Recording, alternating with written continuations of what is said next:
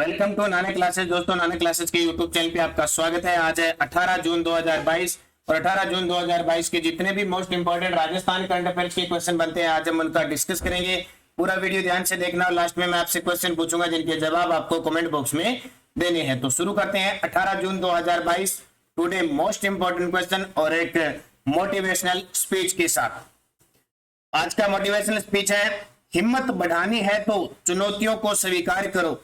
हिम्मत बढ़ानी है तो चुनौतियों को स्वीकार करो। सफलता तुम्हारे कदमों में, सफलता तुम्हारे कदम चूमेगी, बस प्रयास करो और निरंतर अध्ययन करो, मेहनत करो, प्रयास करो। और आज 18 जून कंप्यूटर अनुदेशक भर्ती का एग्जाम है। उन सभी विद्यार्थियों को हार्दिक शुभकामनाएं जिन्होंने इतनी कड़ी मेहनत के साथ आज वो रणभूमि में उतरने वाले हैं। तो रणभूमि में उतरने वाले सभी वीर विद्यार्थियों को हमारी तरफ से बेस्ट ऑफ लक, पूरे नानक क्लासेस परिवार की तरफ से हार्दिक शुभकामनाएं। और आपका एग्जाम कैसे होता है जरूर कमेंट करके बताना और टेलीग्राम से जो जुड़े हुए मेरे साथ पेपर जरूर भेज देना किस प्रकार का एग्जाम हुआ। तो स्टार्ट करें 18 जून 2022।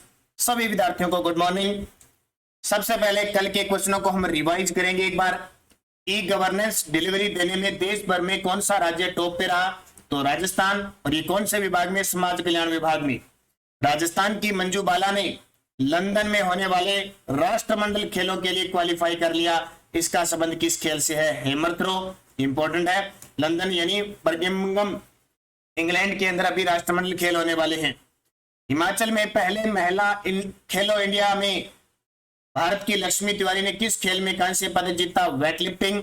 वर्ष 2021-22 में सकल मूल्य उत्पाद में प्रचलित मूल्यों पर पशुधन उत्पादों का सर्वाधिक प्रतिशत योगदान किस उत्पाद का है? दूध का। ये जो मैंने आर्थिक समीक्षा के क्वेश्चन कराए हैं अच्छे तरीके से पढ़ लेना, 1-2 दिनों में हो सकता है इनका पीडीएफ में पूरा टेलीग्राम पे आर्थिक समीक्षा के डाल दूं। आर्थिक समीक्षा 2021-22 के अनुसार राजस्थान की अर्थव्यवस्था में कृषि व संबंधित क्षेत्र का योगदान कितना है? तो 30.23%। और आर्थिक समीक्षा 2021-22 के अनुसार राजस्थान में देश के कुल उत्पादन का बाजरा उत्पादित कितना होता है? 45.56।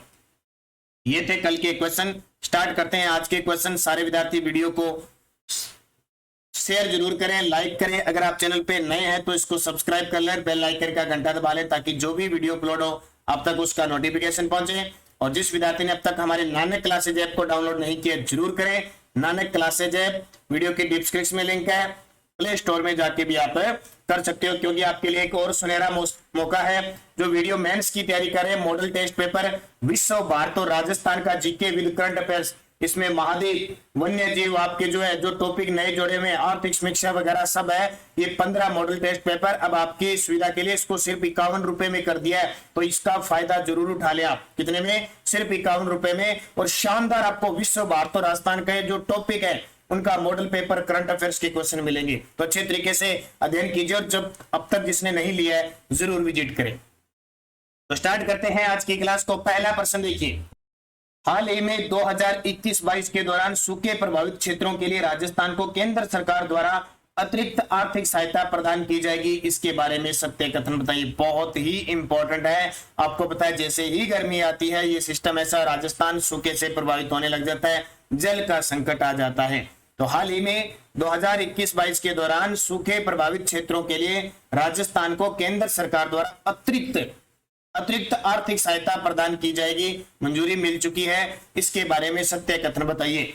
तो देखो, राजस्थान को 1003.95 करोड़ राशि मंजूर की गई है। देखो, केंद्र सरकार के द्वारा अतिरिक्त है ये राशि NDRF मद से दी जाएगी, यानी केंद्र के कोष से दी जाएगी। वैसे राज्यों को राज्य के कोष से दी जाती है, ठीक है, SDRF के तहत दी जाती है, लेकिन ये किसके तहत? NDRF के मद से दी जाएगी।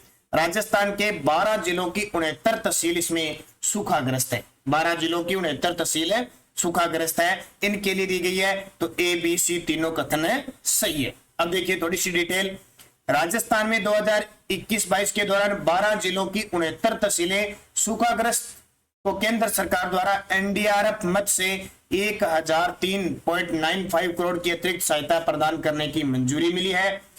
अब केंद्र सरकार ने 2 राज्यों को दी है, राजस्थान और नागालैंड दोनों को दी है। कुल 1043.23 करोड़ राशि मंजूरी की है, जिसमें नागालैंड को मिलेगी 39.28 करोड़ मिलेगी। और ये याद रखना नोट, राज्यों को सूखाग्रस्त के लिए SDRF यानी राज्य आपदा मोचन विधि से राशि दी जाती है, लेकिन ये राशि कहां से दी गई है? NDRF यानी राष्ट्रीय आपदा मोचन विधि से राशि दी है। तो हमारे लिए इंपॉर्टेंट क्या है? हमारे लिए एक तो इंपॉर्टेंट ये है कि कितनी राशि अतिरिक्त दी है, 1003.95 करोड़। और दूसरा हमारे लिए इंपॉर्टेंट ये है कि कितने जिलों के लिए?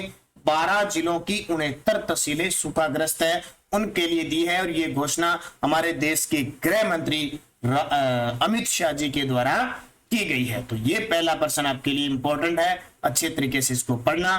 दूसरा प्रश्न, Rajiv Gandhi scholarship for academic excellence योजना के तहत विदेशों में निःशुल्क अध्ययन के लिए 8 लाख वार्षिक आय से बढ़ाकर कितनी कर दी है? देखो ये क्या है कि 20 अगस्त के दिन राजीव गांधी की जन्म दिवस मनाया जाता है, सद्भावना दिवस पर इस योजना की शुरुआत की थी कि जो राजस्थानी विद्यार्थी कोई विदेशों में जाकर पढ़ने का इच्छुक है उसके लिए सरकार फ्री में उन्हें अध्ययन करवाएगी। तो उसके लिए योजना स्टार्ट की थी Rajiv Gandhi scholarship for academic excellence योजना, जिसके तहत विदेशों में निःशुल्क अध्ययन के लिए वार्षिक आय परिवार की क्या रखी गई थी? 8 लाख रुपए। अब इसे बढ़ाकर 25 लाख कर दी है। 8 लाख वार्षिक आय को बढ़ाकर कितनी कर दी? 25 लाख।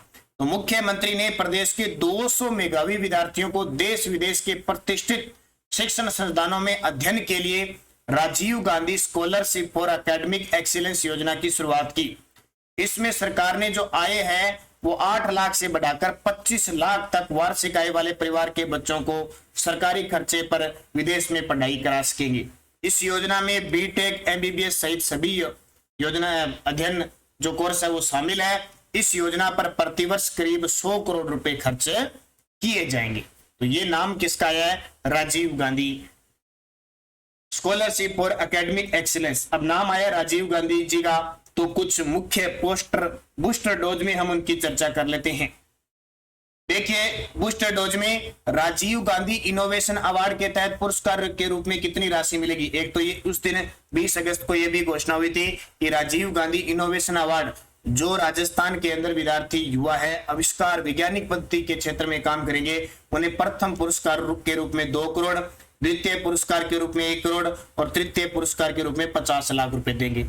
एक है जयपुर में करीब 200 करोड़ रुपए की लागत से Rajiv Gandhi centre for advance technology की स्थापना की जा रही है। अब ध्यान रखना, Rajiv Gandhi centre for advance technology की स्थापना की जा रही है। जोधपुर में करीब 400 करोड़ की लागत से राजीव गांधी फिनटेक यूनिवर्सिटी बनाने की घोषणा है।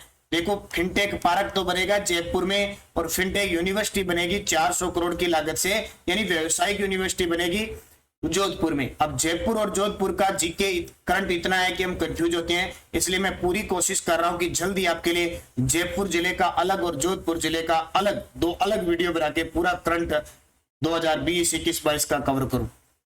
एक और ध्यान रखना, प्रदेश के गांव में राजीव गांधी युवा कोर में कितने युवा वॉलेंटियर बनाए जाने की घोषणा है? 25,000। और इसमें युवा कोर कितने होंगे? 2500। तो ये कुछ राजीव गांधी जी के बारे में कुछ योजनाएं थी, आप अच्छे तरीके से इनको याद रखना। तीसरा प्रश्न देखिए, छोटे व्यवसायियों का समर्थन करने के लिए व्हाट्सएप ने, जो सोशल मीडिया व्हाट्सएप है, ने प्रदेश के किस शहर से SMB साथी उत्सव लॉन्च किया है? छोटे व्यवसायियों का समर्थन करने के लिए व्हाट्सएप ने प्रदेश के किस शहर से SMB साथी उत्सव लॉन्च किया है? तो इसकी शुरुआत की है जयपुर से पायलट प्रोजेक्ट के रूप में। तो व्हाट्सएप इंडिया ने SMB साथी उत्सव नामक एक पहल की घोषणा की है, जिसका उद्देश्य छोटे व्यवसायियों को व्हाट्सएप बिजनेस ऐप जैसे डिजिटल माध्यमों को अपनाने में मदद करना। ये कर रखा है ना, आप जब व्हाट्सएप चलाते हो तो लिखा आता है बिजनेस अकाउंट है और ये होता है अलग अलग। SMB साथी उत्सव की शुरुआत जयपुर में एक पायलट प्रोजेक्ट के साथ हुई है। यहाँ 500 से अधिक छोटे व्यवसायियों को अपना व्यवसाय ऑनलाइन चलाने के लिए प्रशिक्षित किया जा रहा है। यह पहल जोश टॉक्स के सहयोग से शुरू की गई है। किसके तहत से? जोश टॉक्स के सहयोग से शुरू की गई है। पायलट प्रोजेक्ट के रूप में जयपुर से है। अगर ये कामयाब होती है तो राज्य के हर एक शहर में इसकी शुरुआत होगी। तो इंपॉर्टेंट है किसके द्वारा, ये ध्यान रखना, व्हाट्सएप के द्वारा, व्हाट्सएप इंडिया के द्वारा। कौन सा? SMB साथी उत्सव। और किसकी शुरुआत है? जयपुर से हुई। तो अच्छे तरीके से याद रखना, इंपॉर्टेंट बन जाता है जयपुर जिला। चौथा प्रश्न देखिए, राजस्थान से राज्यसभा सांसद जिन्हें अणुवर्त पुरस्कार से सम्मानित किया गया। जी बिल्कुल, काफी चर्चा में रह रहे हैं। राजस्थान से राज्यसभा सांसद जिन्हें अणुव्रत पुरस्कार से सम्मानित किया गया, तो वो है हमारे देश के पूर्व प्रधानमंत्री डॉक्टर मनमोहन सिंह जी, और राजस्थान से राज्यसभा सांसद डॉक्टर मनमोहन सिंह जी। तस्वीर देख सकते हो, ये हमारे देश के सभी जानते हो 10 साल तक हमारे देश के प्रधानमंत्री रहे, वित्त मंत्री रह चुके हैं, आरबीआई के गवर्नर रह चुके हैं। तो मनमोहन सिंह जी के बारे में थोड़ी सी चर्चा करें। पूर्व प्रधानमंत्री व वर्तमान राज्यसभा सांसद राजस्थान से, जिन्हें अणुव्रत पुरस्कार से सम्मानित किया गया। कौन सा अणुव्रत पुरस्कार? अणुव्रत आंदोलन की शुरुआत 1949 में आचार्य तुलसी जी के द्वारा की गई थी। यह पुरस्कार प्रतिवर्ष दुनिया में मानवीय मूल्यों के उत्थान के लिए प्रदान किया जाता है, मानवीय मूल्यों के उत्थान के लिए जाता है। इसमें स्मृति चिन्ह, प्रशस्ति पत्र और 1.51 लाख रुपए प्रदान किए जाते हैं।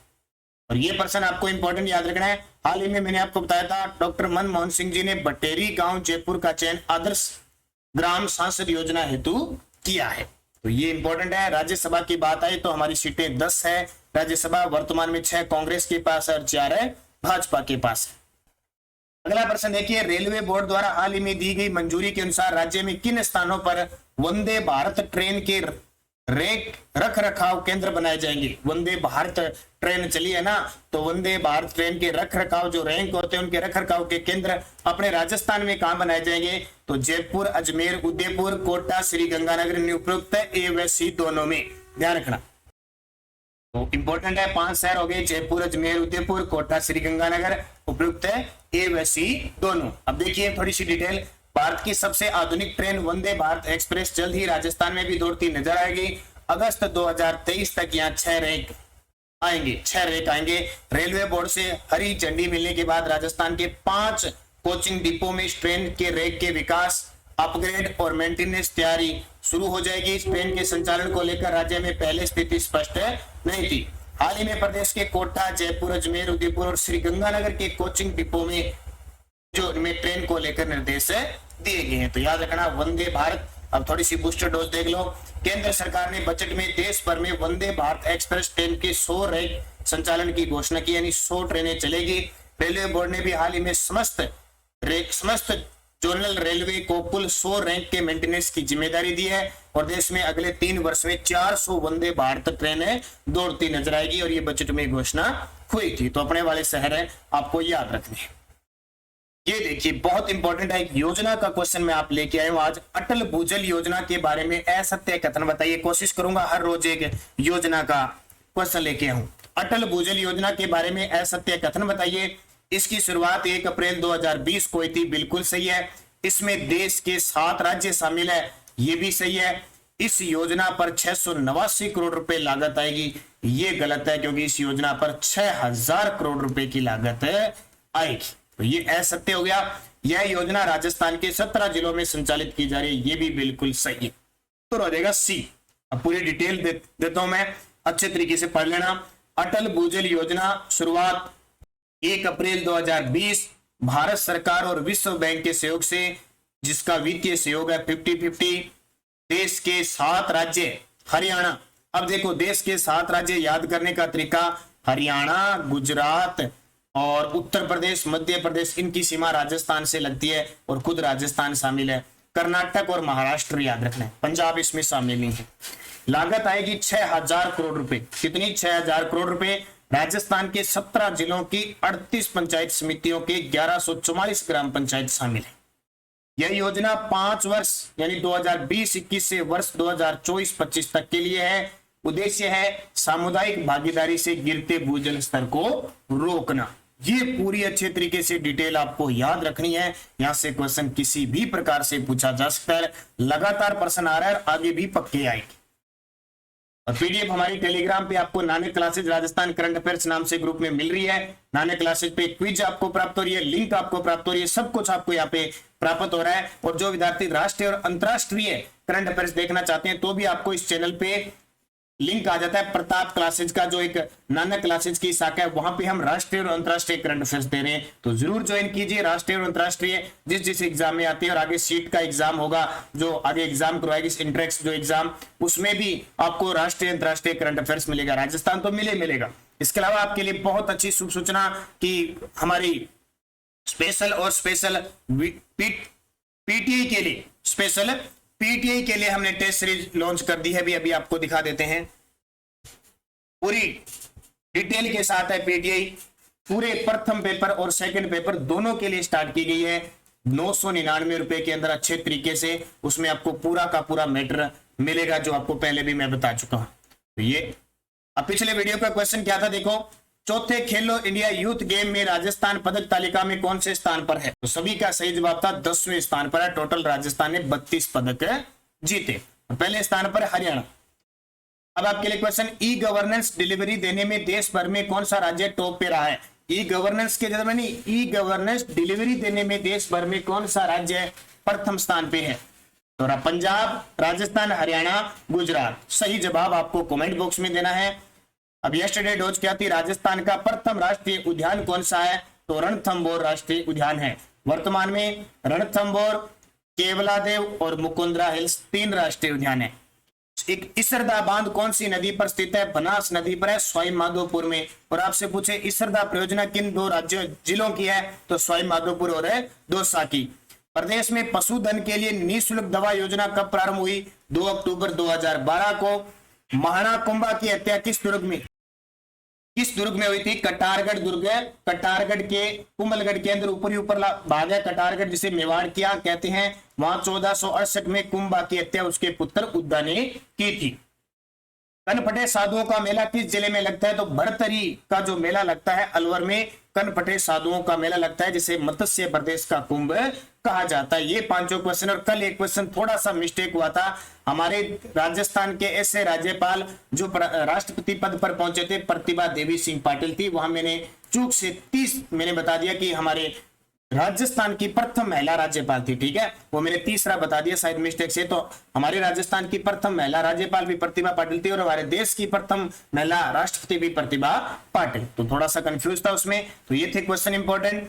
नेक्स्ट डोज देखिए क्या दे अब आपके लिए, जिसके जवाब आपको कमेंट बॉक्स में देना है। रूपारेल नदी का संबंध किस सभ्यता से है? सिरोही के चौहानों का संस्थापक था। कौन सा दुर्ग मेवाड़ व मारवाड़ की सीमा पर स्थित है? कौन सा दुर्ग मेवाड़ व मारवाड़ की सीमा पर स्थित है?